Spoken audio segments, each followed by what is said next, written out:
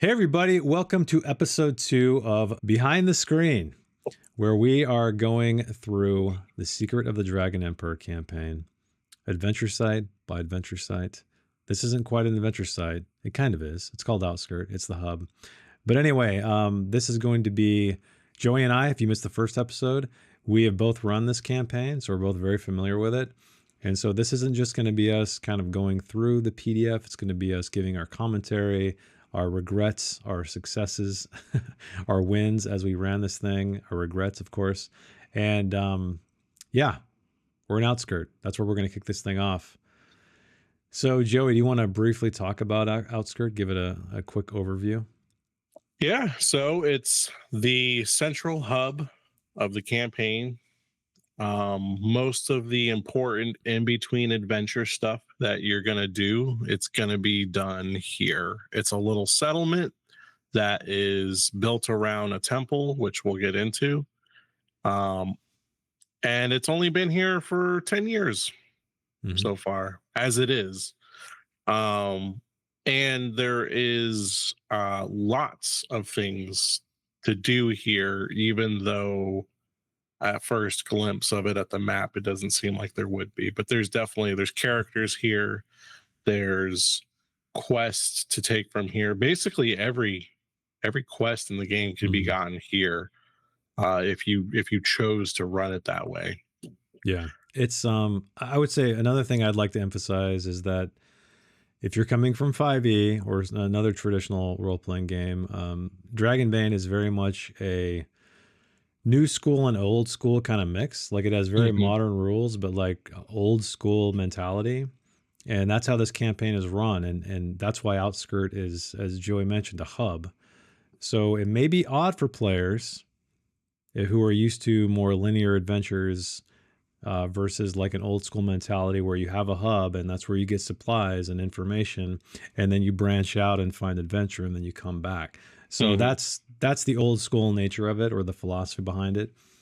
But just know that it even says here, which we'll get to if the players don't go straight there, how to deal with it.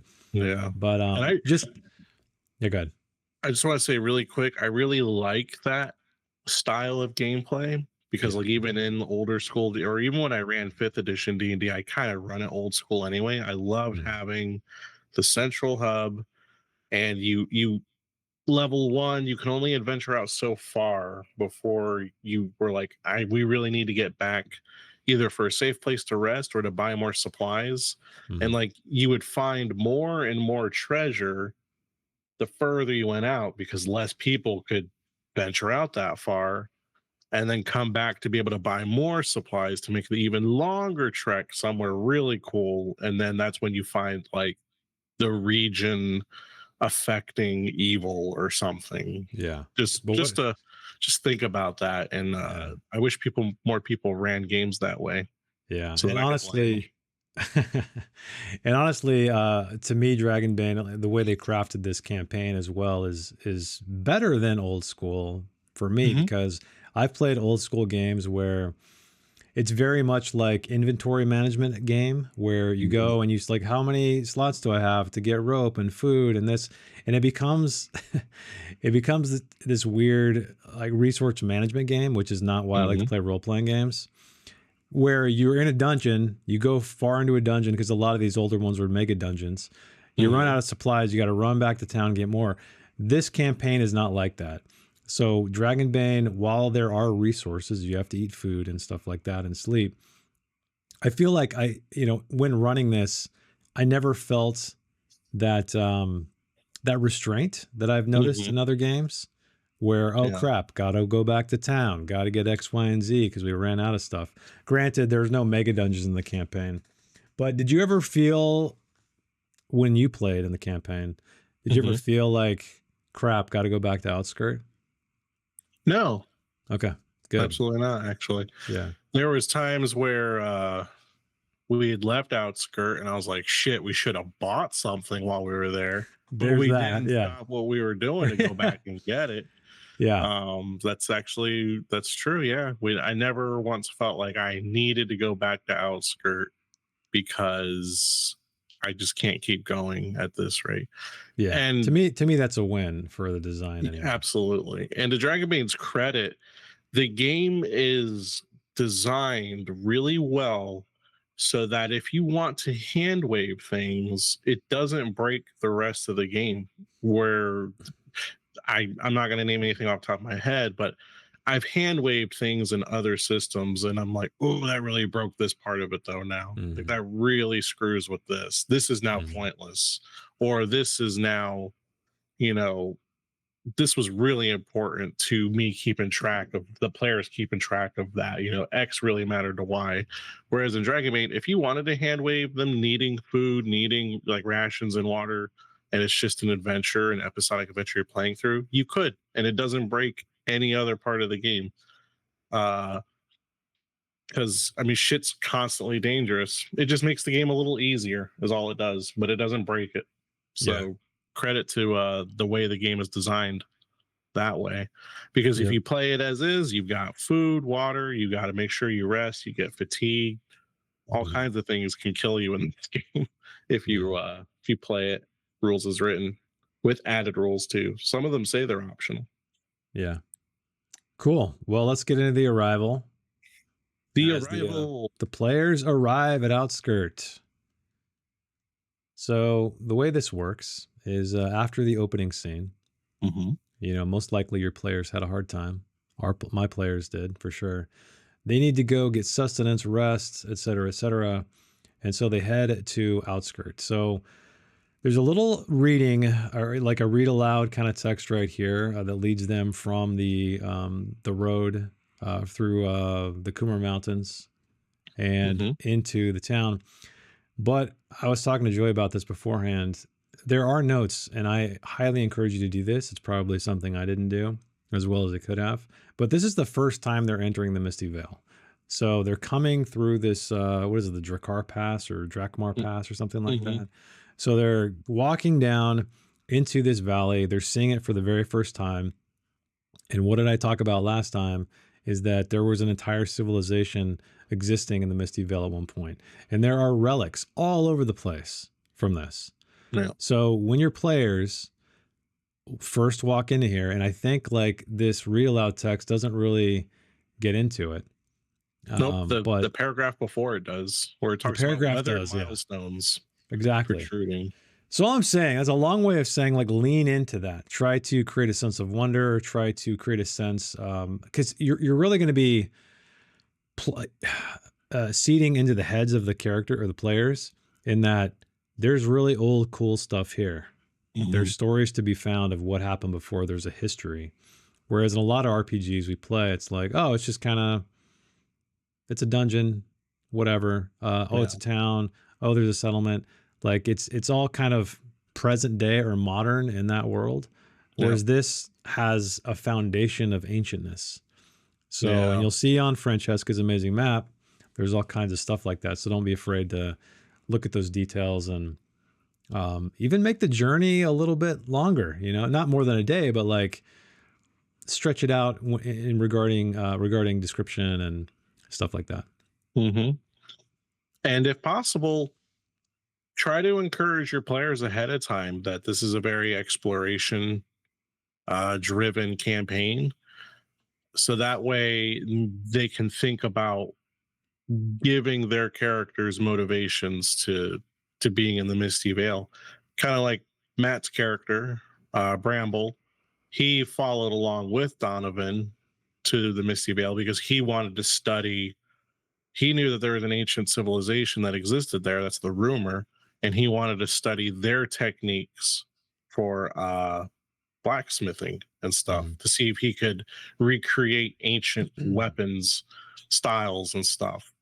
So, that's always cool when you can come up with a reason why your character is, there's multiple reasons why they're there. Yeah. And they gain other ones. Like we both had different reasons why we were there, but then we gained the reason of we have to stop, Hmm. you know, the big bad. So Yeah, totally. But moving on, You come to the gates of Outskirt. You meet Hardy. So Hardy was mentioned. Don't forget, he may have come to the aid of the players Mm-hmm. if things got too crazy in the previous opening scene. So maybe he's leading them there if he's not at this tower. But one thing I would also encourage in this moment is RP this part out. So it briefly says, halt strangers, state your names and business, or turn back in the forest. But it's pretty much, if they say, hey, we have good intentions, we're just here for shelter, Mm-hmm. then open the door. I don't think you should make Hardy somebody who is difficult to get by. Right. Like people shouldn't have to solve riddles or pay him money or anything like that. But he is a living, breathing character in Outskirt who I used, I think, multiple times. And he's kind of I guess, one of the leaders of Mm-hmm. Outskirt to a degree. At least he's in charge of the soldiers and so on and so forth. So make it a conversation, right? Where just maybe he questions things about, because stuff's been going on, right? There's been Mm-hmm. cultists, there's been weird bats flying around, there's people going missing, there's stuff like that. So he should be a little bit hesitant. You guys are Right. all strangers. Again, don't turn it into some kind of deep skill check thing or anything like that. But I would make it a little bit more than just, oh, okay, you're here for good intentions, come in, kind Right. of thing. Yeah. But that's all I'd like to say about that. Is there anything else you want to add about the front gates? Nope. We can get into the The situation. situation. So, what's the sitch? Well, situation is, at least for what's going on here written in front of us, um, you've got a dragon temple at the center of the town that the town was built around. It's important. And you have a infiltration of evil in this town. That's the situation for Outskirt in a nutshell. So, one of the things that I really liked when I ran this game is I actually really upped the demon cultist presence in this town. Mm-hmm. As written, it's kind of like there's like a handful of people, right? But when I ran the full campaign, it was kind of like almost half and half. Like half the town was in on this as just evil Mm. worshippers waiting for the chance. See, I did the You, opposite. I had most of them to be like, nice people just trying to run a business, carve out a bit of life for themselves, and then there is a small percentage. So of I did. I cultists. guess I did. I guess I did it more as written. Yeah, you did it as written. You know me, I'm extra as hell because when it came towards the end of my campaign, it was like a big battle through the whole town. Half Ah, townsfolk were like, "We got to help the man. heroes." The other half were just villains. I don't recommend doing that if this is like your first time running shit because that's not for beginners. It's a lot to juggle. Hmm. We talked about how we might regrets. I actually regretted doing that. As cool as it was, as fun as it was I was mentally drained after every hour of a session, let alone after the whole session.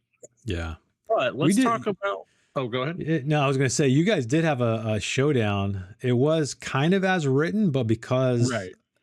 Donovan had that demonic curse of Hmm. sorts, you guys kind of, I guess, lured another demon Yeah, which was cool. to the. Well, yeah, it ended up being pretty cool. So it made it our Um, game.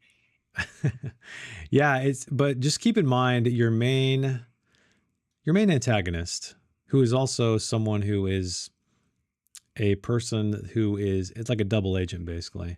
Yep, So it's she is. Leonara. She goes by Annabella, Hmm. and her that's her her what am I thinking about? Like, what can I think of it? Her Alias. her alias. That's the word I'm thinking for about. So her alias. So that's how she presents herself. She's a kind, sweet person. She comes up. She's part of some kind of the Truth Society, as noted here. But she is Yeah. the person who's always keeping an eye on the players. Hmm. I had a lot of fun running her when the party first got there because she was inquisitive, but also it was fun to play her in such a way where the players were kind of thinking, this is kind of weird. She's a little too friendly almost. Yeah, I Like she's remember that. nice, but is she too nice? Like this is kind of weird. And so that was me leaning into her curiosity. Who are these people? Can I use them in some way? Because she is Right. a demon. She is a demon cultist at the end of the day. But yeah, use her probably sooner than later because she's going to be eagerly anticipating new adventurers coming in, whom she can exploit. Yep. And then there's Alphilia Shadowleaf, who I did not use whatsoever. She's Eladane Knight at the Three Stags. So your Three Stags is your hub within a hub. Hmm. That's where you're going to rest. That's where you're going to get your rumors for the most part. That's where you're going to see the different factions. So Alphilia is there. Who else is there? The Quasi-Mud guy, Hmm. the other gangs that are basically working for Leonara. Yep. So it's it's a typical tavern kind of situation where you have various factions kind of looking mysteriously over their tankards at the people around them. But real quick before we go further, I want to show the map. I was showing it briefly, but this is why it's cool. So at the freaking heart of Outskirt is this temple, and this temple is like the end game key, pretty much, of the Yeah. entire campaign. And that's my favorite thing, which I talked about last episode, is how it's right under the feet of everybody, of the players and everything, Hmm. right at the outset. So it's a cool, like, full circle moment. So don't be afraid also to describe this. Describe this strange structure at the very center. It's Yeah. mysterious. They can go in, they can go look at it. They can't get inside. They can walk Right. into the main area and yeah, use it for a source of awe, mystery, because I feel like we play so many games where a settlement is just a settlement. That's all it Yeah. is. It's Hmm. just a bunch of houses where you get shit. This is actually, and that's what I love about this, what Free League did too, is that they injected part of the campaign directly into this location at the heart of it, even. Yep. Yep. All right. So where should we go next? Oh, yeah. Stubborn player. Should we briefly talk about that? There's a little call out box right here. Yeah, it's pretty much just saying if your players are not really, down to clown in this area and they turn down Leonera's quest, Annabelle, and they just want to be explorers and treasure hunters, it tells you let them, which is good advice. I would tell you the same thing. And you can just anything you could learn in this town, you could sprinkle throughout the open world with NPCs. Just move NPCs if you want to, make up new ones. They mentioned the chieftain Maladuke and the she spider Sekshal as also Mhm. being potential back on track NPCs for the main campaign, the main quest. Um, and then, of And then course, it also suggests invoking those demonic omens, which is a Romans, great yeah. way to put a candle, under the player's asses. Like, Hmm. you gotta do something, or you might want to leave because clearly shit's about to go down here. Um, Good advice. Yeah, definitely good advice. And one more thing I'd like to mention is this is the best opportunity as soon as they go to the Three Stags, because we all know parties are always going to the inn. They're going to the tavern. That's the first place they typically go. Yep. Have Leonara, and it mentions here as well, like have her approach the players. Introduce herself, ask questions, be overly inquisitive. Here you can see that she's offering 50 gold coins per piece of the statuette because she Yeah. is part of the Truth Society. And they're a very humble, very small organization who are trying Hmm. to bring artifacts and lost knowledge back to humankind. So, yeah, that's the best way to do it. And it makes sense narratively as well. So it doesn't feel forced because Leonara has ulterior motives. She She wants does. to Yep. use the players. So it's not going to feel weird. It's going to feel normal, is what I'm getting at. You know what made your Leonardo so suspicious? What? And I don't even I wasn't remember. a player yet. It's I was been just so a long. viewer. It's been so long. I don't remember. She welcomed them in and she gave them free food and a free place to stay Oh, okay. right off the bat. And I, as a viewer, I was like, well, that's fucking sus. Why is she being so nice?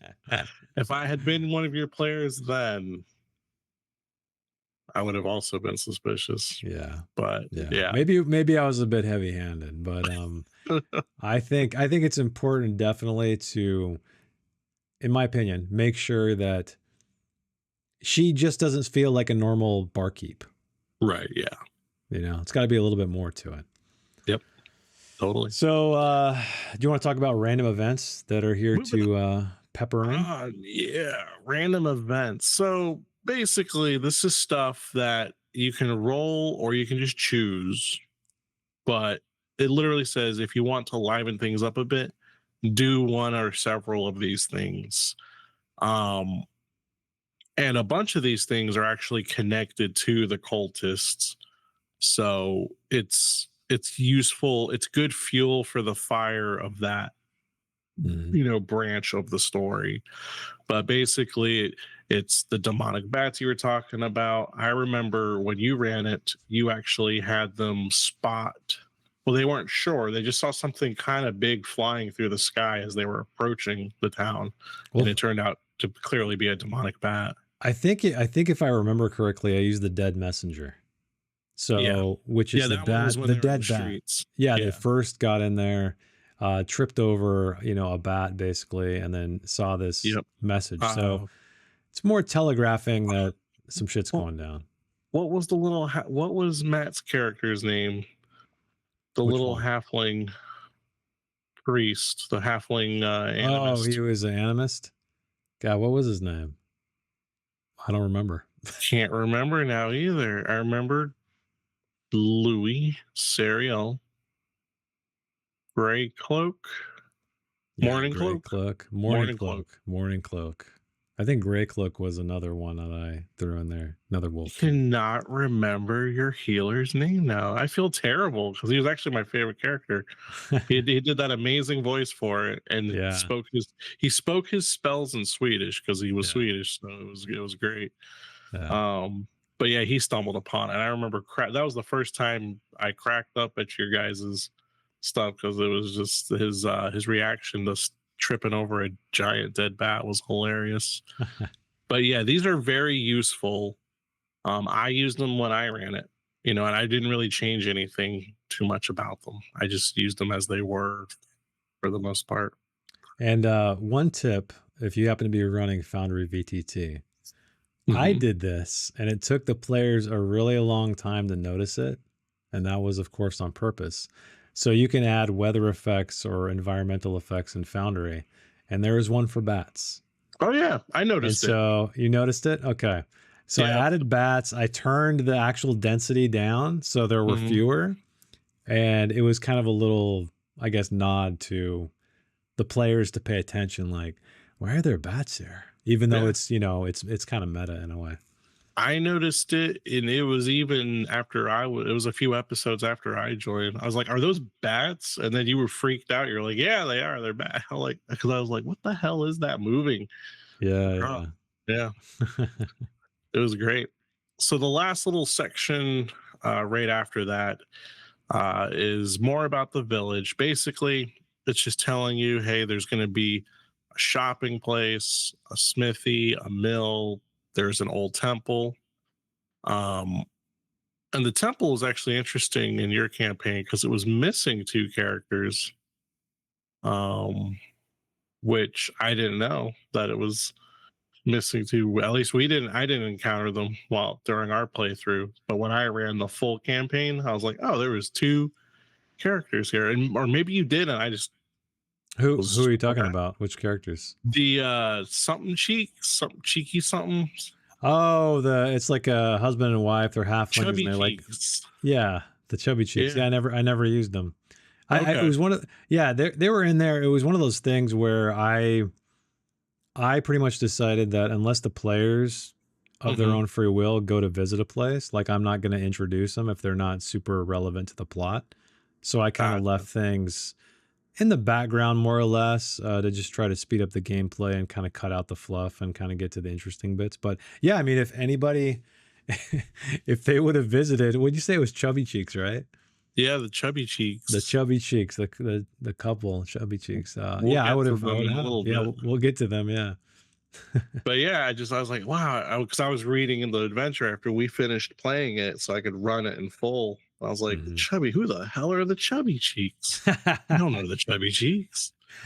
Um, but so after that, uh, we get rumors in Outskirt. Now, this is what I was talking about when I said every adventure site in the game, you can pretty much be told about it here. This is pretty much all of them. Um, Troll Spire, Oracle Cave, Deadeye's Cave, Ritter Mound, Bothel's Load, Tower of Size, like they're all here. And Mhm. so you can either have the party hear of these rumors in town, which again, I really feel like I agree with your statement earlier. Try to role play this information passing out. Because I mean, it's a role playing game, and role playing is a lot of fun. Try to really give your players like the role play experience that they either expect or didn't know they could have. Because if you just tell the players Oracle Cave, yeah, somebody heard that there's a boy that was taken and he's missing. He went in that direction. You know, if you make it that bland or simple, that's boring as shit. Mhm. Have the crying mother begging anyone for help. You know, I don't have much to offer, but I have this. Have her, you know, kind of express in some small way how much she loves the boy. Like, I like anything. Try to spice these up so that the That players really want to do it. that's a good point because I feel like a lot of people, in passing and through YouTube comments and stuff, I've talked to people who've played this game and they've blown through the campaign. And it Yeah. almost felt like they were running it more, hey, you get this rumor. Yeah. Okay, do you want to go follow it? Okay, yeah, we'll go follow it. And you could really get through the campaign quickly. And there's nothing wrong with that. I mean, if that's how you guys like to play, that's fine. Right. But I think it adds so much more flavor and interest, and it gets the players more immersed and invested Hmm. in the fiction of the world if you actually RP it. And thankfully, the screen you're Yeah. looking at right now with all the rumors, Free League has written them in in dialogue. So Yep. you could read this as is if you like, if you don't want to elaborate or anything. Yeah. But So it could also be a line of dialogue in a much yeah. more fun back and forth role playing moment. And you know, you'll find players who really enjoy role playing, like some of mine do. I have a mix. I have a lot of players. So I have some players who are just they're dungeon delvers, you know, they're dungeon crawlers. They don't care about role playing. They just want to kill the thing, get the treasure, buy better shit. And then I have some that would, you know, they could turn getting this quest into like half an hour on its own, easy. Hmm. Just half an hour role playing, or maybe even a little more. Hmm. Yeah, it's totally up to the group you have. You got anything else about rumors? No, no, no. I think just lean into them, try to expand upon them. Don't make them feel like, and I'm not talking crap about your message board, but don't make them feel like a message board. I Right. feel like make it feel like these are emergent things inside. I mean, imagine, for instance, not to belabor this, but let's see, which was the one? Oracle Cave. Yeah, so there you go. Hmm. Oracle Cave. That's a good one.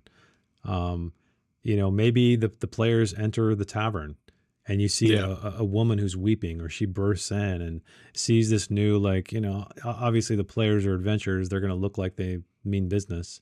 Maybe she pleads with them, talks to them, hey, Rorik's been missing. He's been taken from this farm, da da da da da da. I really expanded Rorik and his mom and all that, in the game. Hmm. So do that. I think it's going to be so much more fun and interesting than you as a GM rolling a D12 or whatever it might be Right. and saying, okay, a stranger, are you over here?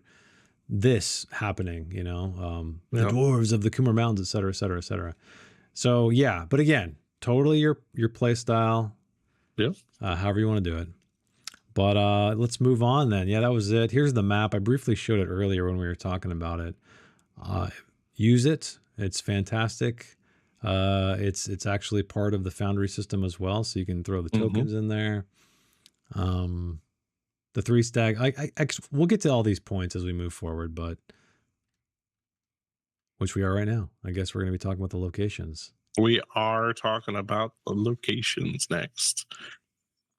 So, first location, the Palisade. It's the entrance to the settlement. You know, what do Mm. you expect? It has guards, it has Hardy.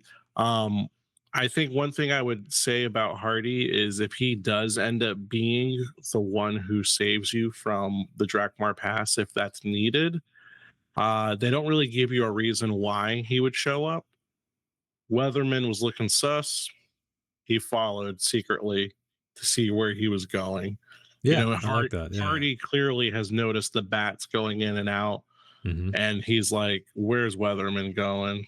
Like, this is Not unusual."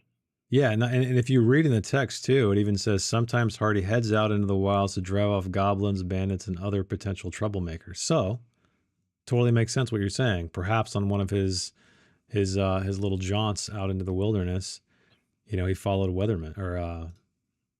Yeah, that's his name. Yeah, Weatherman is his name. No. Then you have armed villagers, which was definitely a stat that I used during that big epic fight I told you about. I I did kind of wanted too. a I reason to did use too. them, you know. Yeah. So, but these are just basically, you know, last second guards for the Mhm. town. Um, and then I like how this is just a commentary on the layout. I like how Free League does just about every book they've done. It's like, here's the Palisade, here's a description of it, description of the guards, tells you that random events number 1 and 5 can occur here. Then when it talks about Captain Hardy, random events 1 and 5 can occur here as well. I like that they're not afraid to repeat things.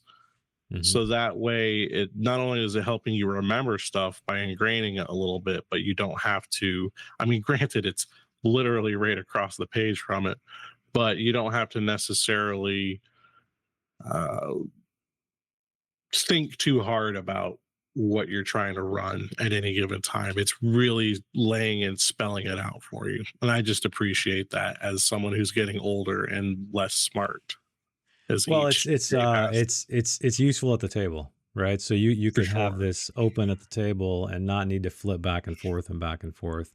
That's a whole Mhm. other discussion, is how usable adventure books should be at the table versus, having to prep and make your own notes. And correction, this was basically covering the Palisade and the South Gate, so Yeah. both ends of the town that have an entrance. And there's also a North Gate. Oh, is there? Oh yeah, there is. I There forget. I always is. forget about Yeah. that North Gate. The North Gate, yeah. That's where you guys, I think, left one time to go to the after you saved little Yep, Rorik. Yeah. the North Gate. Oh yeah, that's the one that has the lookout. That's right. It's got a Mhm. lookout. Again, random events 1 and 5 can occur there. But you know, it's North Gate. Probably just has some of the village guard militia hanging out there. Next, we have a village square, which has this one has the statue in it, right? Yes, a dragon emperor statue is in the town square, Yeah, I'm gonna go or back to the village map square. briefly while you talk about it. Yeah, here is the little statuette, or the statue, I should say. Yeah, it's cool looking on the map actually. But Mhm. yeah, basically this presents a spot in the town to learn lore if you make a successful myths and legends check. It's just one of the places they can learn lore. And I feel like the statue would be a good set piece for, as it describes, having a random event happen here. Mhm. So that would be cool. I like to run games. Jason runs our games for us on Foundry. I like to run my games in person more and have set pieces. And for this one, I did have like I just took some kind of Reaper mini that was like a tall knight thing, and I just painted it like it was stone instead of painting it like it Mm, should have been painted, and I made that the set piece or whatever. that's cool. This Um, is also another opportunity because it says they notice great similarities between the statue and the four-piece statuette correct, yeah, on the map, and they have one of their possessions. So all of these little things are clues into like, okay, I have this yep, thing that's more important than I think it is. Wait, this woman I met named Annabella really is curious and wants this thing. She'll pay 50 gold. What's going on? So hopefully that's intriguing enough for your players to investigate more. right. Next, we go into one of the most important places, the Three Stags. Hmm. So the Three Stags is, like you said earlier, the hub within the hub, and it's basically a great place for you to meet the different factions, to hear rumors about quests, quest lines that you can take essentially, and it's definitely it's your typical tavern, like in any kind of fantasy game, but you definitely have to spice it up yourself a little bit if you want to make it feel living, because it only lists like a little bit of things. Like I think you added minstrels in yours. Yeah, I think it was because at the time Louis was a bard Yeah, he was a bard. and he Did you was kind redo? of, I think he might have been asking, like, are there any minstrels around? I'm like, yeah, you know. Mm-hmm. So, I mean, that's another piece of just general GM advice, by the way. Like, don't say no to your Yeah, players, right? if it's Try, reasonable, try to if go it's with it. totally, yeah, because it's going to make them feel like they have some agency in the fiction or actually role in the fiction versus you dictating everything. Mm-hmm. And And there's this is, Vagnhild. huh? Yep, Vagnhild. yep. Vag That's what Oh, go ahead. Sorry. Vagnhild. Hill. Yeah, I was just gonna try to pronounce it too. So I'm glad you stumbled over it, so I didn't have to. Yeah, Hill. She's I like her. She's, like I said, she's a jovial woman. She's in her 40s. Um, but She's she's like tough she's though. She's kind tough. of tough. Yeah, Yeah, she's she's tough. tough. She worked at the Waffle House in another life. I feel like She her and definitely Hardy can might fight. have some kind of like secret romance going on, maybe. Yeah, could be, could be. I'll ship them. Why not? That's that works. But yeah, she's very friendly, helpful.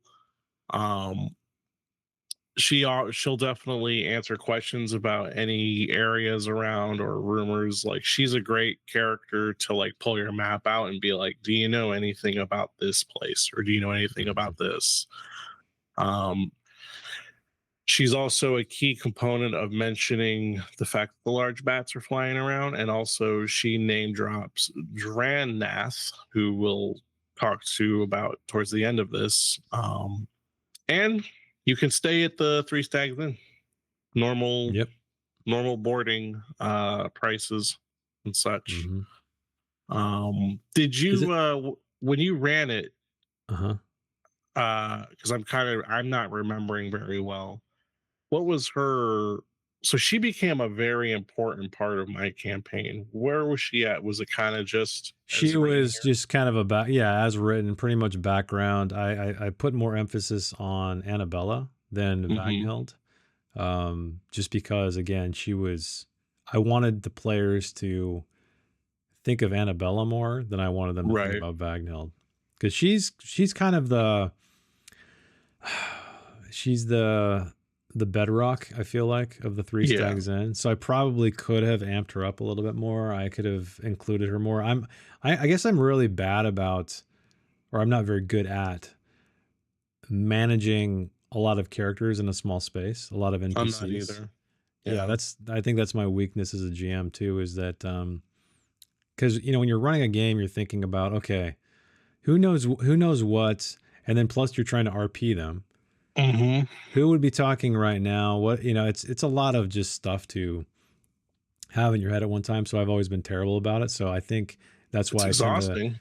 yeah, that's why I tend to like, will focus on one NPC that I feel like Yeah. is the most important of the bunch and try to give them the stage. So, Yeah. Well, I RP'd her. I RP'd her a little too well. Uh, for my players, they really liked her a lot.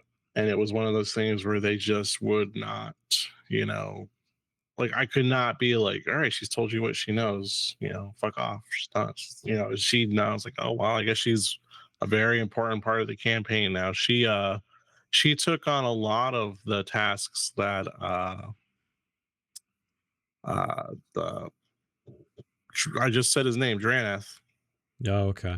She was very helpful with him. Like she kind of like his knowledge was also her knowledge, basically. Mm, Kind of like I had a side plot where Dranath was like, Vagenhild should be like the leader of this town. So I'm gonna clue her in on things that he knows. And yeah. Don't overexert yourself running these games. I do not recommend doing that. It's a lot. But moving on, they show us Leonara, hmm. uh, Annabella. We talked about her well enough already. But Quasimund, Yeah. Quasimond, who I didn't use a whole lot. I I had used him later. I know you turned him into a because much they liked bigger. them. Yeah. They didn't care anything about Annabelle. He literally took her spot for the most part in my campaign. I've never noticed this until now, but Quasimond has kind of like Bill Skarsgård eyes, He where they're like a does. little like the one's a little bit That's slightly lazy, off it's kilter, like yeah. slightly off kilter. I wonder because he is a famous Swedish actor. I wonder if that was an inspiration. Maybe there's a lot of guys that look like him over there, and it's just that's Oh what? man, That wasn't meant to be an insult. It's are you just, saying all the maybe Swedes have crooked eyes? some kind of eye astigmatism. Maybe I don't know. But I like Quasimon. I liked his goons, his scum. Yeah, that's cool. They look so hard. Like they look way more vicious than they actually are. Yeah, Which you yeah. want them to. They're really cool though. And I also cheated because there's really not necromancy magic in the game yet at the time this came out. But I'm like, Quasimund is definitely a fucking necromancer. Look at him, he's disgusting. So when you would kill off his scum, his little ads, he would raise them back up as zombies or Oh skeletons. damn! So you Yeah. made him way more powerful. Yeah, I ran Oh him pretty yeah. much just like a. He's just a like a bandit kind of guy, and I think that's That is he what he is. died. Yeah, that's what he is. He died in the campaign. I resisted. So I think as GMs we often see a character and we'll be like, oh, that person's cool, and we don't want to let them die very easily. Mhm. So I definitely resisted. I told myself, I was like, you know what? If they kill him quickly, they kill him quickly, and that's exactly what you guys did. So Yeah. I didn't, because I know sometimes I have a temptation or other GMs have temptations of, oh, this is a cool boss. I'll make him disappear in a puff of smoke to come again later, come Right. back later. So I tend to be more of the philosophy now, like however the dice fall is, that's just what happens. It's a good I policy. yeah, yeah. But I'm sure I cheat from time to time with certain characters. Sure. Got to sometimes. Yeah. Uh I I trying to think. When I was younger, I definitely did that a lot, like to a fault, right? Now Mhm. sometimes I only do it if I'm like, I really need this person still around for some reason, which is still a flaw, but it's not a flaw if people don't notice it was a flaw during the Yeah, gameplay. I mean, they're not gonna know. Yep, they're not gonna know. Ophelia Shadowleaf. So this character, you didn't really do anything I with. didn't do anything at all with, and that's I think one of my regrets is not using her because she represents the Eladane worshipping faction, Right. which of course in this campaign is quite important. So My players who actually played through the campaign, they pretty much were like, we want to be knights, even though we're like, we're merchants, we're bards, we're this. I want to be like a dragon knight. How do I do that? How do I, join your cause, keepers of the immaculate flame? mhm. So she became pretty central, and she in my campaign she died. Did she die like in the random She encounter? How she died, or a different way? she died during the fight with Quasimodo. So towards the end of the campaign, after they get the sword, they fought him instead of Leonara because she was already dead. Oh, They got rid of her. Um, and Alphelia fought in that battle with them, died, and he rose her, and I made her a white. oh wow, Yeah, he rose her from the dead. So I made her like a ghost knight. Very cool fight, very dramatic for them. They were not happy with me at all, but I'm like, well, fuck. You got an expert knight that just dropped. Quasman's not gonna like be like, well, I guess I won't turn her undead because she's a good guy. Hell yeah, he is. yeah. And Um, before we move on from Alphilia, I want to go back briefly to where is it? I know there. Oh yeah, is it the dead? No, not the dead messenger. Cowardly murderers. So it's random encounter 6 mhm. or random event 6. So this is when they hear clashing swords in a dark alley. They hurry over there and then they find her, Ophelia Shadowleaf, on the ground. She dies though, which is crazy. So I kind of like adding her to the plot line in this way. Yeah, so she's fatally wounded and beyond saving. She only manages to utter a gasping warning to the player characters. They're servants of Sathmog, all of them. Annabella too. So this could be a really Yeah. useful event to happen. So if you're Mhm. like, I want to turn it up a few notches, I want to turn on the heat, and Annabella's been, talking to the players and being extra nice, you could have this fight break out. Alphilia dies, and then she tells you the name of the person who is actually a servant of Sathmog. So I think that would be a great tool to use to kind of move the plot forward if you feel things are getting a little stagnant. Yeah, for sure. I didn't even notice that, but yeah. So Yeah, I see, was actually, skimming I fit them. her into the book than I thought I was. She dies. Yeah, that's what I was gonna. That's why I asked. I was like, "Oh, you mean like the random event?" You're like, "No, Yeah, different way." I didn't have that random event come up. Yeah. One thing to note too about where are the bats? I know there's a thing here about bats that is worth mentioning. Yeah. Okay. So Demonic player bats. characters, yeah, who search the inn and succeed with a spot hidden. Kind of a weird generic role, but I guess if maybe they're looking around outside or maybe after Hmm. dark. I don't know how you'd like search the inn with a single roll, but you find a cage with D3 sleeping bats hanging outside a window on the second floor. And then let's see, then they see Leonara fetch one of the bats within one shift, and then they can sneak and then follow her to the temple area. So all the pieces are kind of coming together. So what I'm saying is don't forget the bats. They're a great atmospheric element that are also tied to the plot. They're just not there to be creepy. So Yeah. don't forget about the bats. The way I did the bats was the players were sleeping upstairs, Uh-huh. and then like one of them awoke. Like I said, there's like a loud noise. I need everybody to roll awareness, and whoever rolls the lowest, this is that you're the one who wakes up. And I described how like the window was dark and it was strange to you because you could have sworn that when you dozed off there was moonlight coming through it, and so they went to Mm. investigate it, and then the big red eyes like flared out on the through the glass in front of them, and then they realized, oh, it's a giant ass bat that was just hanging upside down in front of their window. It That's was really cool. fun. Yeah, That's cool. Yeah, don't forget the bats. They're awesome. they're awesome. I guess we'll move on to Master Ulvar's. Basically a Master general Ulva. store. Yep.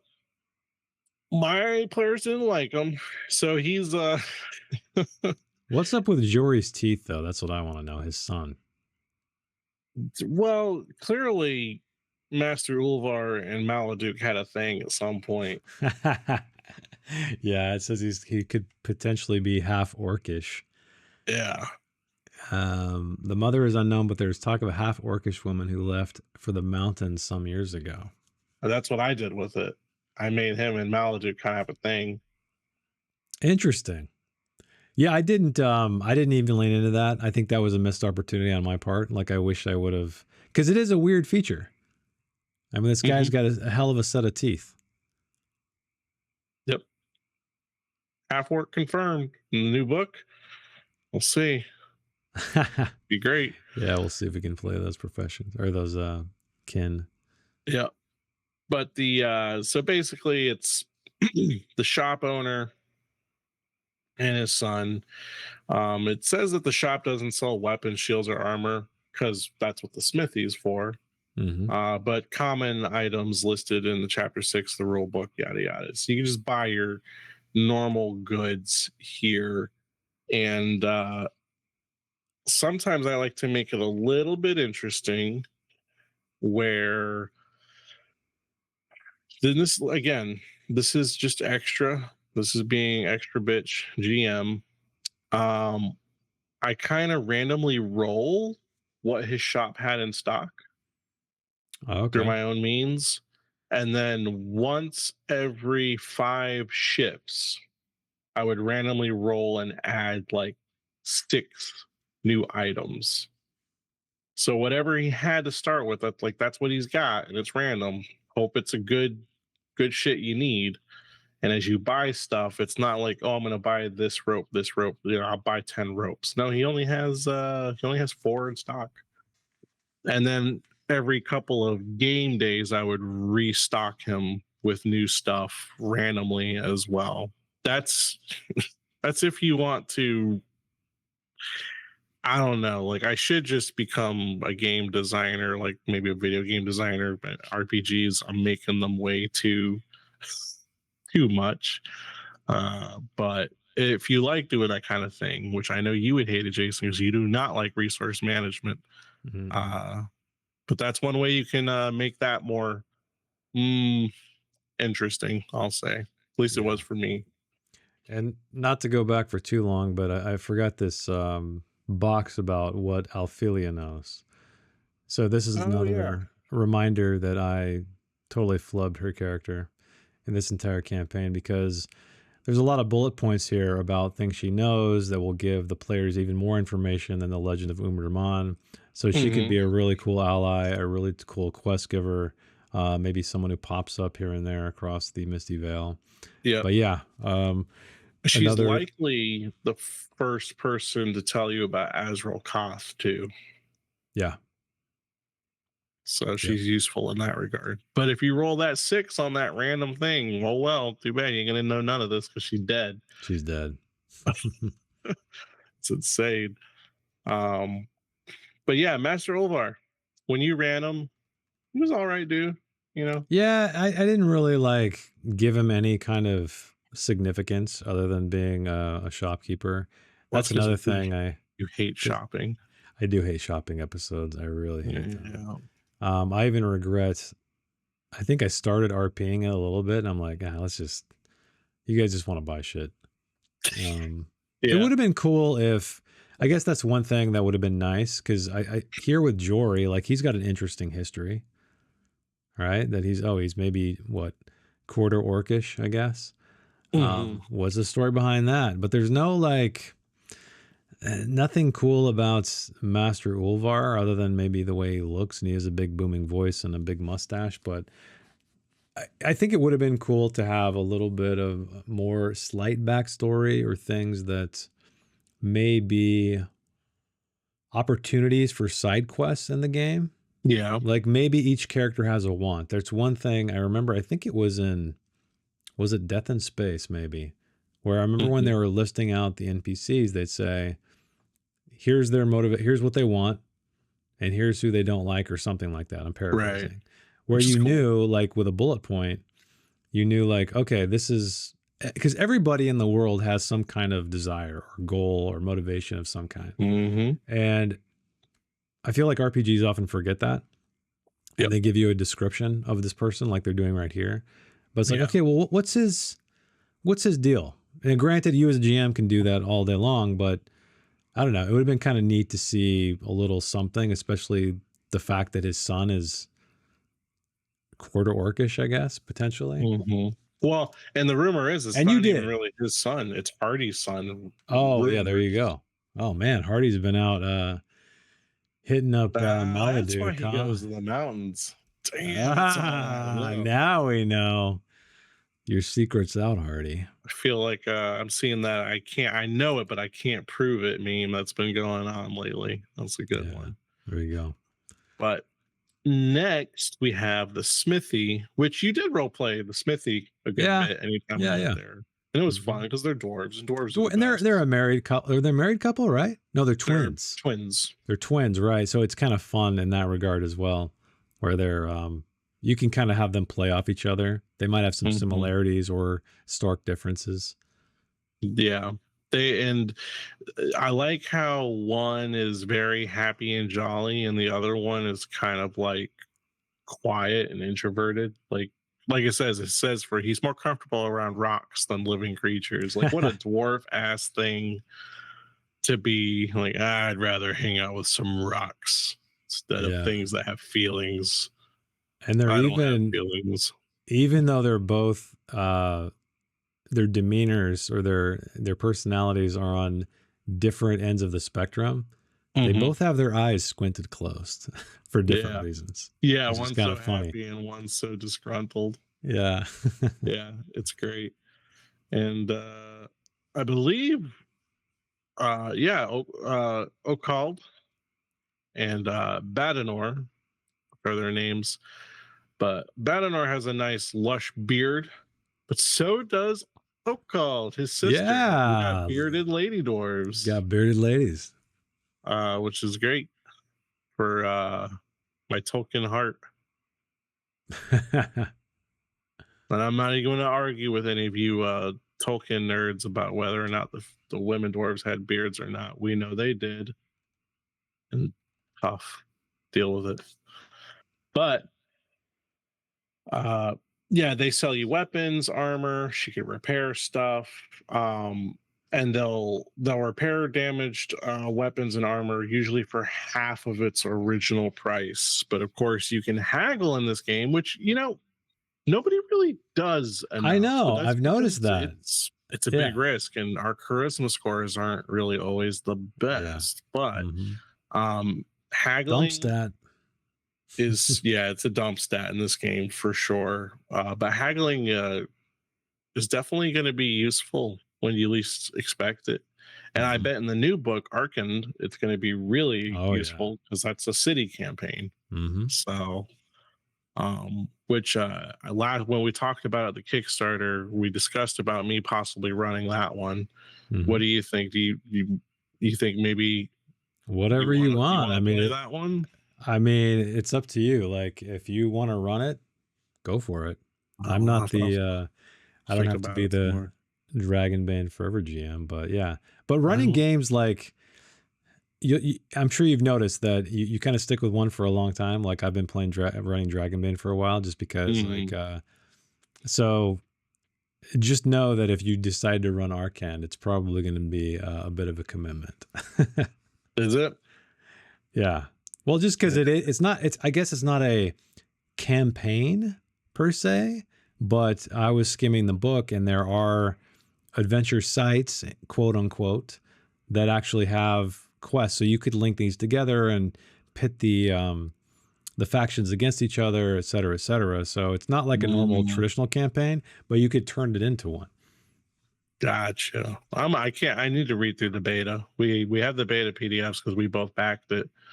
I really need to read through O- mine. But that's only if you're going to run it, because otherwise it'll be spoilers. oh shit. So you're going to have to decide. Let me read. Let me read like the first two Yeah, read the chapters. intro or something and see if Yeah, you how you feel about it. Yeah, I'll read the because then I need to intro. know if I shouldn't read it. You know. Right, yeah, that's fair. Anyway, welcome to Behind the Screen. Yeah, Next, welcome, we're talking about the mill. Chubby Cheeks. And yeah, this is the mill. This is a place we never went to. I didn't even fucking know it was there when we played because remember, I was blind going into this blind when I Mhm. played with you. So it says at the edge of the village is a small windmill whose sails rotate slowly in the wind. It is basically a foodery. It's a food place. Yeah, Um, but they can buy which I wish I had known. they have 9 kids too, which is wild. Well, they ain't chubby cheeks for no reason, I'll tell you that. But they also run a humble bakery where the player characters can buy freshly baked bread for only 3 silver coins per daily ration. That must be Which some crazy bread because bread is not gonna sustain you for food. It's funny too how Barryton, Mr. Chubby Cheeks, he is quite happy looking, and yeah, Semolina, she looks a little like I she's don't had know. 9 kids. Yeah, you're right. Yeah, like she's kind of over it. Yeah, Yeah. He looks She's- like he's sired 9, and she looks like she's birthed 9, you looks know? like he's ready for number 10. Right, exactly. But I wanted to look this up real quick because it says they sell you bread for 3 silver. How much is a normal ration? Oh, I don't know. I'd have to look it up. I'm looking it up right now. Wow, she is a an unusually muscular halfling, and he's a little chubby. She's probably that's what she's looking. The look in her face is like my last name sucks. I don't have chubby cheeks. He's the chubby cheeks. I'm ripped. Yep. She's a muscle mommy. Yeah, exactly. So don't buy bread from these folks. That is a ripoff. Field rations are only a silver apiece. One ration consumed per day. You're going to spend 3 silver for the equivalent of Wow, one ration that at is a their ripoff. bakery. That is a ripoff. You're right. And they try to sell you on it. It says here the players can buy freshly baked bread for only 3 silver coins per Mm. daily ration. Get the hell out of here. 3 silver. That's 2 more silver coins that I need to spend.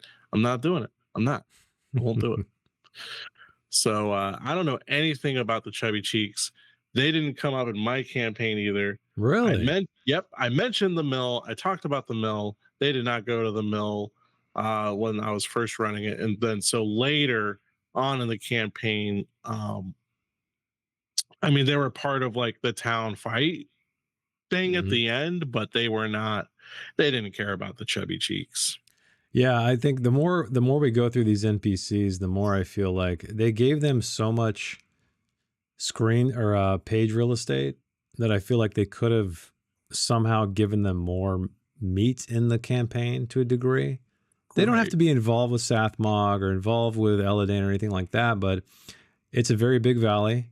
Maybe there's some other stuff going on that gives them a little bit of, I don't know, ties to it, story, just, Yeah. I don't know, something because look how much, I mean, they're giving them, they give them stat blocks, but Hmm. they're really kind of just, they're bakers. You That's know all what I they would do really with them? are.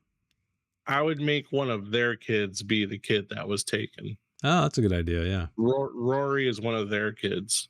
Yeah. And then it would be a case of maybe one or both of them go with you. And that's why that, let their stat box be of some use. But really, you want to try to persuade them to not go with you because you're like, I'm the adventurer, you're not. But if you fail that, well, now you have an additional stake to the quest because it's like they're like, no, we're gonna go. It's our baby. We gotta go get them. Yeah, but see, Free League should have done that for you. You shouldn't have to do that. That's my point. Is that Yeah, these kind of things? It could have been little bullet points. Could have been, oh, one of their children is the one whose Rorik gone yeah, missing. Stuff like that. I think that would have made the world just feel a little bit more connected versus yeah, them just being, oh, they're just bakers. Like, why do yeah. they need full on portraits and full on stat blocks if you really didn't give them anything else other than they got 9 kids and they bake expensive bread? But Hmm. anyway, Yeah, I guess we'll talk about the temple area next, which is the coolest part. yeah. It is actually. So the temple area is the key to completing the campaign. You got to get all 4 statue pieces, right? Hmm. Put them together and bring them here. That's the goal. Until you reach that goal, then there's a new goal. But the temple, it has, and this was a little lackluster for me. It mentions you can make a successful myths and legends roll to reveal that there's a stylized crown of the same kind as those on the milestones in the Misty Vale. The thing that we talked about, you should be describing it as they see the Misty Vale for the first time. Um, but that's it. Okay, so this is a place that doesn't necessarily tell you it's the most important thing in the world, but it is. I feel like I wish you learned more lore with a I, successful myths and legends check. maybe, but I kind of disagree to a degree because that's the one thing I really liked about it. Again, the entire, like you said, the Hmm. key to get to the end game of this campaign is right here, right? Yeah, And because you don't know any of this stuff, I think if it gave too much, the players might be like, wait a minute, all these people live here, and I'm figuring all this out. You know what I mean? that's Like fair. they've lived here That's for 10 years. fair. So I like the idea that it feels it feels just like set dressing Hmm. for the most part, but it's not. It's a key element, and so I feel like I would err on the side of not revealing as much, and I think that's probably what I did. But I also don't think any of the players went to go check that place out, if I remember correctly. That was one kind of surprising thing in the campaign, is because it's such a great map. There's all Right. kinds of cool stuff to look at, and nobody was like, "I want to go check out this. What the hell? This stuff's going on up here in the center of the town." Until Hmm. later, I think it wasn't until like you guys joined the campaign later when you guys got to the end game that it all kind of came Yeah. together. But Yeah, Donovan was interested in it like the first time he got back into yeah. town because I met Darnath the first time. Oh, that's right. That's right. And it's probably my fault too. Like again, as a GM, it's sometimes difficult to remember. You got so much on your mind, Hmm. but also try to make notes or for yourself to mention these things. Yeah. Because the players may be looking at a map, they may not be looking at everything you're looking at, and so try to emphasize these important landmarks on the map, Yep. or an outskirt in this case. Yep. Um, I wouldn't. Now I have been convinced that I wouldn't really change anything about the temple area. Um, but the cool thing about the sorry, choked there for a second.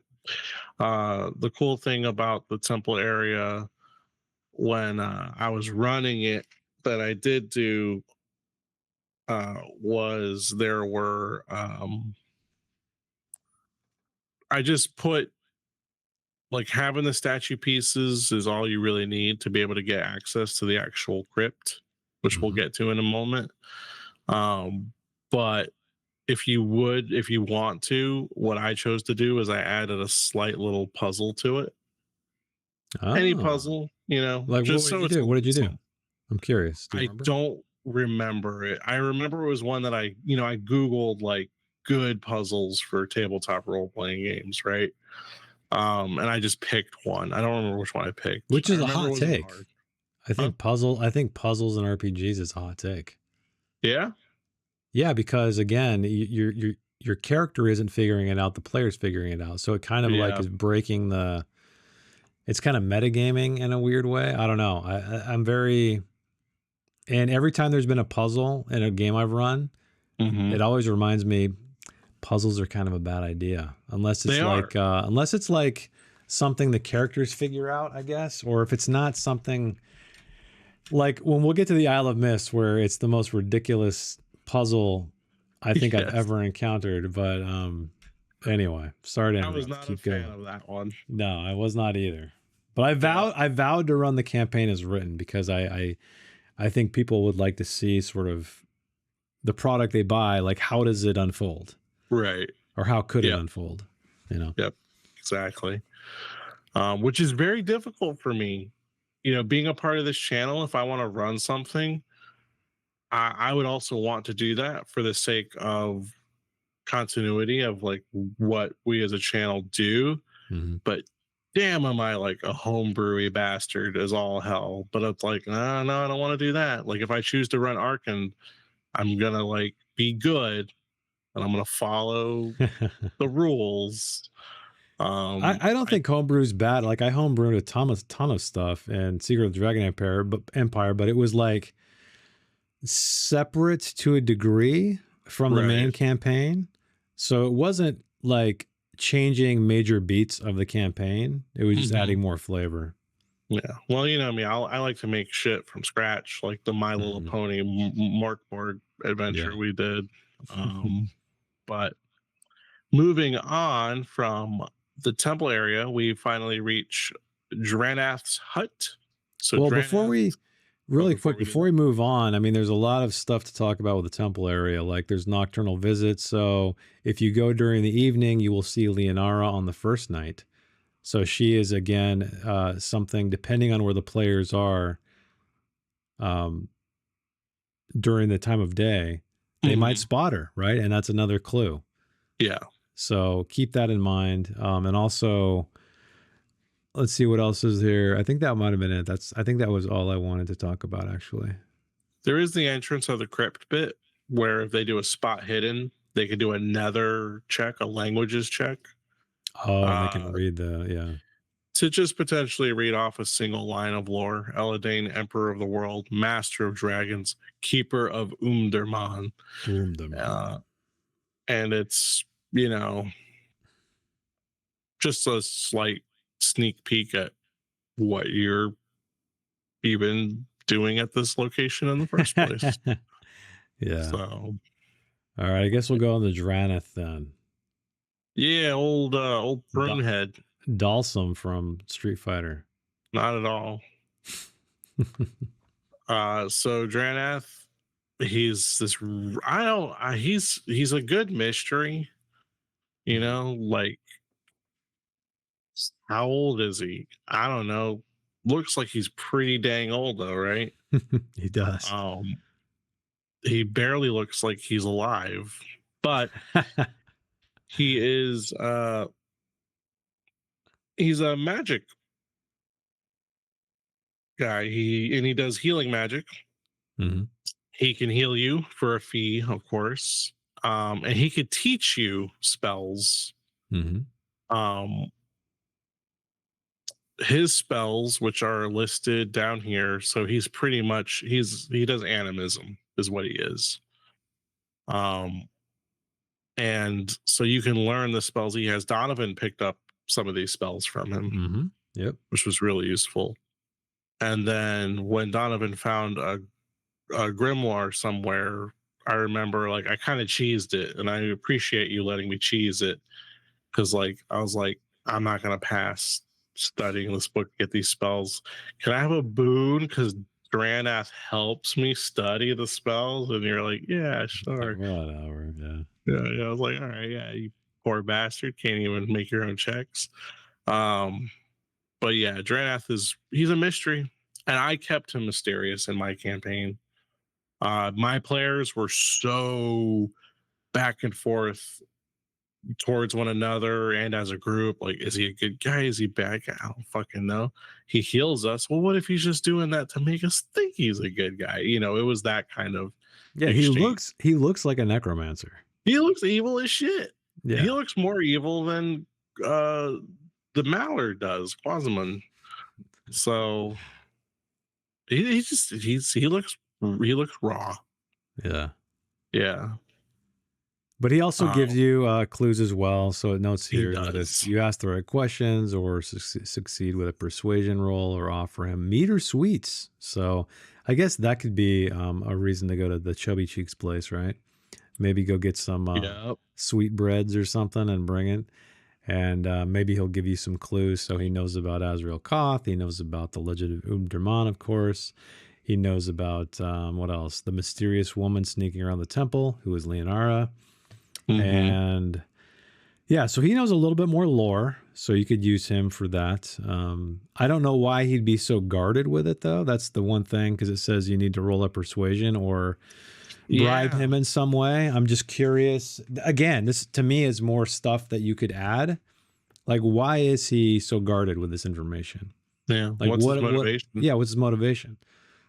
So, Because and that you could, would think his motivation is help whoever stands a chance at help saving the Misty Vale, yeah. but he'll literally let everybody fucking die because he didn't get, his sweet roll and a beer. Nobody brought Dranath cake and beer, so he's just like, fuck it, y'all can die. You don't care Yeah. about me. You let me live up on this hill by myself because I look old and stink. Yeah. I do appreciate that character trait though, where he's got a Yeah. sweet tooth. He's a little Yeah. bit of an alcoholic, I guess. So I like stuff like I wish more of that flavor was injected into the other NPCs, Yeah. right? Because I think that's not only does it feel realistic and it makes them all distinct, it just it gives the players other tools to maybe get information or to persuade them to do certain things or scare them away, whatever Hmm. it might be, Yeah. No, But yeah, he's interesting for sure. I think you guys only visited him like once, right? Something like that. Yeah, and I'll never forget when I played and met him for the first time, and you did do the description of he wears sack like garments and stuff. Um and I remember like what I was picturing him. It was before you showed me the picture, and I was like, so he's wrinkled, shriveled, pruned, doesn't have a single hair in his body, wears like scraps. I'm like, this is the fucking crypt keeper. And then he showed the picture, and no shit, audience, the picture, like when he shares on a foundry, it just pops up on you.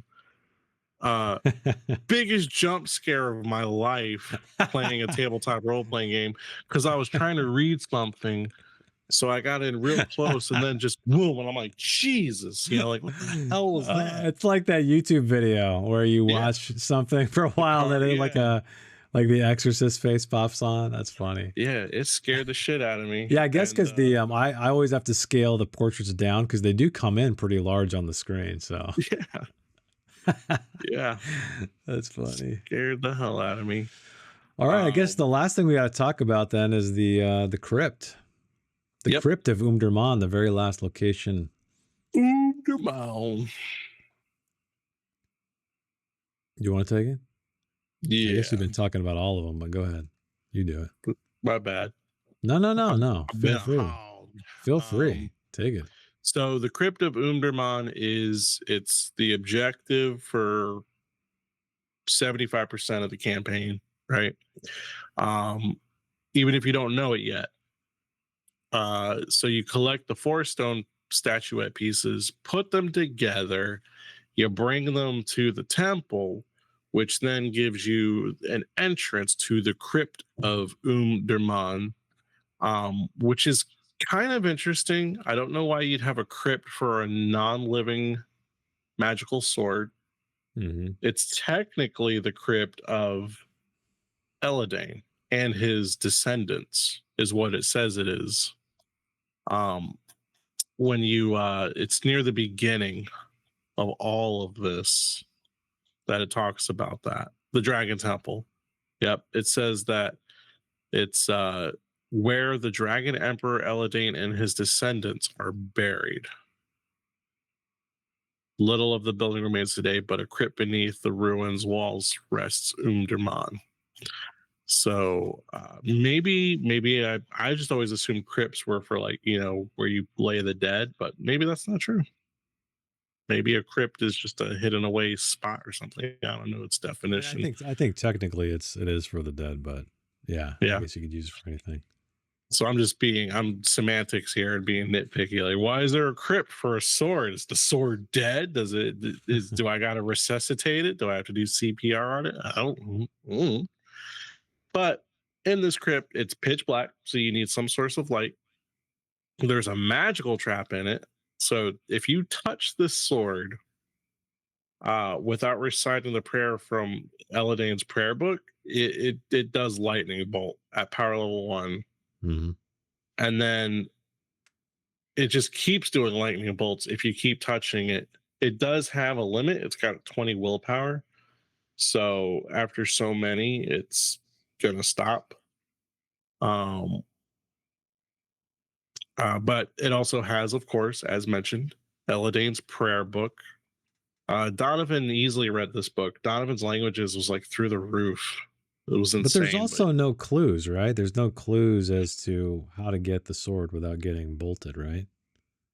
I don't believe there is. Yeah, I'm Nope. kind of not a fan of that, I guess, because I feel like there should be some way for the players to, I don't Let know, me see. recognize. Because I just see the book that says, Hail, Emperor of the World, Lord of Light, Punisher of Impurity, Eladane forever, blah, blah, blah, blah, blah. But I don't see anywhere in here where the players may know, Right. have some kind of hint. I don't know. Maybe that's as designed. Maybe it was purposeful in that regard where, hey, it's just here. Nobody knows how to do it. You're going to get shocked. Yeah. I Sometimes don't know. people, I don't you know. know, sometimes a game designer puts a trap in just to sap your resources a little bit to Mhm. make something more challenging that's not far off from what's about to happen, as we learned at the very end of the century. Um, but besides Eladane's prayer book, we have Eladane's goblet. It's a golden goblet. It's decorated, stylized crown of the kind that can be seen here and there in the Misty Vale. So the one we've been talking about. And of course, Boom Derman. It's a magic sword, or it's mastercrafted. It's got a nice, beautiful jeweled hilt. There's actually an illustration for it right here. I don't know if you've got that on screen Yeah, right now. I will zoom down. Yeah. It's really nice. Looks like it would be dropped in the Scarlet Crusade dungeon if you're a WoW fan. Yeah, and I used that for a thumbnail for the episode as well. And Undermon's great. I wish I had it. Can Gwydion please have that? Because it has a durability of 18, which is Mhm. great for parrying with. It Um, is. and yeah, it's an enchant weapon with permanence. So whenever the sword hits a dragon or demon, the attack automatically counts as a dragon roll. A dragon or a demon, Which you're which going to want those kind of rolls when you're attacking those things. yeah, you're gonna want an automatic one. And Mhm. I'm curious as to why it's that way against both. Was Eladane like this, like not really trusting Oh, you mean guy? like why it's damages dragons like that since he is basically on the side of He's dragons? a dragon lord, yeah. Yeah. I don't Like, know. was there like some island of Dr. Moreau shit going on where he's like, I'm gonna tase the dragons if they don't listen to me with a nat one? You know, I don't know. I don't know. I want to know more about that, Free League. I want, even if it's just a little small book, I just want some history. Because you know what old Joey says here on the Adventure Archive, you got to know your history. And I don't have enough of it. Give me more. I want pop quizzes. I want to be good at this. Um, but you survive the magical trap, you get the sword. When you leave the crypt, that's when shit goes down. Hmm. Leonara is supposed to be the intended betrayer here. So if basically you do what she said, so she's gonna let you go in. She's gonna let you get the sword. Um, I think there it might be mentioned somewhere, but there's like the cultist can't enter the crypt. basically. They can't get the sword even if they had all the pieces. I feel like I read that somewhere, and it would make Man, sense as to yeah, it why doesn't she sound was wait. familiar. Yeah, it doesn't sound familiar, but yeah, I guess that makes sense. But she waits outside and attacks the moment they emerge from the chapel. She sends a swarm of demonic bats at the group, and Quasiman comes charging in with his thugs. Mhm. Leonardo throws herself at the player character carrying Umderman with her poison knife in hand. So Yeah. if you've played this adventure or ran in it, let us know. Let me know. Am I right about that? Is there somewhere that am I just like bugging out? I thought I remember reading somewhere at some point like the cultist couldn't enter the chapel. I think And you're bugging out. I think you're bugging out because I think the only reason is it's like, they want, I think if they got all the pieces, they could go in there. But yeah, I don't know. Could be wrong. Maybe because they are, tainted by Sathmog. There's some kind of energy there. Mhm. Maybe that's something you homebrewed and just forgot you homebrewed. I don't know. Could But be, yeah, I would like to could be know. that. I would also like to mention I really appreciate, because I'm a visuals guy, that Mhm. Free League actually created. There's no combat that goes on whatsoever in the Crypt of Umdraman, Right. but they made a map, so I appreciate They that. did. I Yeah. would say I would have also been fine with a piece of Theater of the Mind artwork, since Mhm. there's technically no combat going on in here. Nor do I think combat could ever come in here because Leonara ambushes you outside. But I like that. I think these visuals are super handy. I know some people are map people, some people are theater of the mind people, but it's cool that they threw this in there, especially for Yeah. people like me who are running stuff on YouTube and remotely, to where I think visual aids help a lot. So, Mhm. but that's the end of Outskirt. We made it. It is. Chapter We made it. 3 completed. Is that chapter 3 or chapter 2? Chapter 3, I opening guess. scene is I guess. chapter 2. Oh, that's right. We did 2 and 1. We did So, 2 and 1 last dang, we've been episode. going an hour and a half. So, you guys, thank you for hanging out with us. You could have watched a whole movie, but you Yeah. decided to watch us. So, thank you guys for hanging You out could with have us. watched The Island of Dr. Moreau. That You movie's could about have. an hour and a half. You could have. You could have run a game of Dragonbane. But anyway, yeah, thanks for hanging out with us this whole time. Hopefully, this is useful. I know we rant and kind of ramble a lot, but it's funny. It's fun to revisit this again after running it, and I can only imagine you guys are going to be watching this, depending on which adventure site you're going to run. That's kind of our thoughts with this series. It's not really a linear series. You don't have to watch it that way because, of course, the campaign is non-linear. Mhm. But yeah, again, any feedback's welcome. Let us know if we're doing something wrong, if we're not diving deeply enough. If you want some more commentary, and yeah, thank you guys again for watching the first video. It's one of our most successfully newly launched videos, which is Yeah. great for this tiny channel. And appreciate all the comments as well, and keep them coming. So I guess we'll see you guys next week with, what are we doing next week? Ritter Random Mound? Journeys, I think. Random Journeys. Well, that'll be a short one. Probably Random Journeys and Ritter Mound. Yeah. Because Ritter Mound's technically, yeah, journeys are just kind of, what you can do around the Misty Vale as a random table. But anyway, I'm rambling more. All right, we're going to stop hitting record. Thanks for hanging out with us, guys, and we'll see you next week.